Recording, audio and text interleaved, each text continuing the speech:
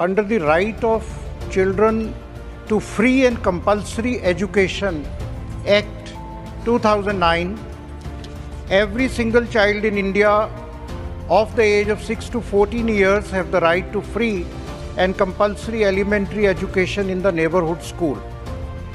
इस एक्ट के प्रावधान में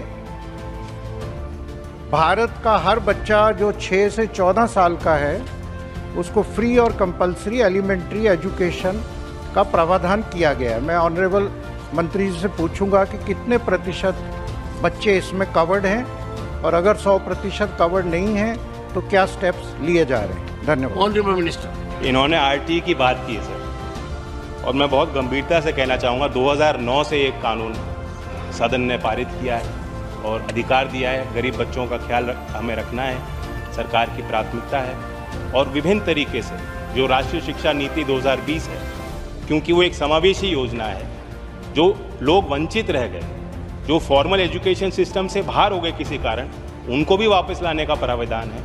और समग्र शिक्षा में हम क्योंकि एक्सेस देना चाहते हैं, यूनिवर्सलाइज करना चाहते हैं, बाल वाटिका की 3 कक्षा से लेकर 12वीं कक्षा तक उसमें अलग अलग स्तर पे काम हो रहा है सर। आरटीई का विशेष इन्होंने पूछा, जो उन्होंने डेटा मांगा है कि कितना क्रियान्वयन हुआ।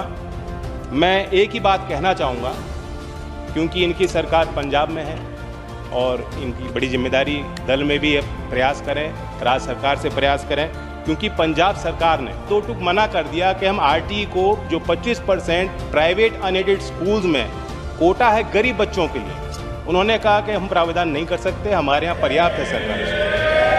तो मेरा निवेदन होगा, आज सदन में मैं अपील करना चाहता हूँ सर, ताकि कोई भी जो लाभार्थी है, जिस उद्देश्य से ये कानून बना है, जो अधिकार है, कोई भी उससे वंचित ना रहे। Second supplementary. और मैं मंत्री जी ने क्योंकि कहा कि हम एजुकेशन से जुड़े हैं, मैं पार्लियामेंट के फ्लोर में कहना चाह रहा हूँ कि जो भी हम जाती तौर पे मैं काम एजुकेशन में कर रहा हूँ, फ्री ऑफ चार्ज कर रहा हूँ, 1 रुपया भी नहीं लेता।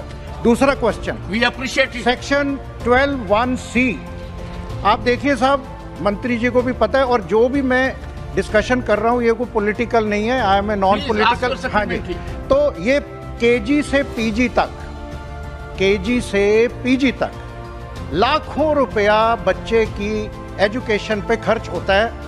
आपको पता, केजी को छोड़ दीजिए, प्री नर्सरी में लाखों रुपया फीस है।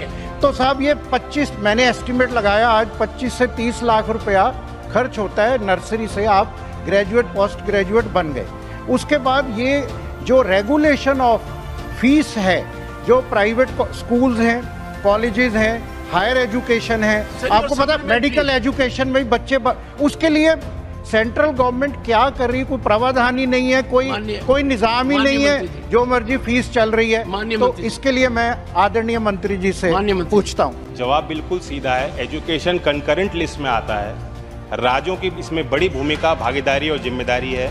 कई राज्यों में इस संबंध में फी नियंत्रण को लेकर कई राज्यों ने प्रयास भी किए हैं, नीतियाँ भी बनाई हैं। और जहाँ तक हायर एजुकेशन की बात है, मेडिकल एजुकेशन को छोड़ करके यूजीसी ने और सरकार ने डीरेगुलेट कर दिया है। और इससे अलग अगर मैं एक आंकड़ा रखना चाहता हूं, क्योंकि इनका थ्रस्ट, मेन क्वेश्चन का थ्रस्ट ये है कि गरीब लोगों को हम क्या उनके लिए कर रहे हैं ताकि वो शिक्षा के व्यवस्था से जुड़ पाए। सर, एक काम ये होता है कि सार्वजनिक क्षेत्र में निवेश बढ़ना चाहिए, राज्यों ने भी बढ़ाया है और पिछले 10 वर्षों में केंद्र सरकार ने भी दुगना कर दिया है सर। जो शिक्षा का बजट था 2014 में 68,000 करोड़ था और अभी बजट में आपने देखा है कि 1,20,000 करोड़ तक पहुंचा। Thank you.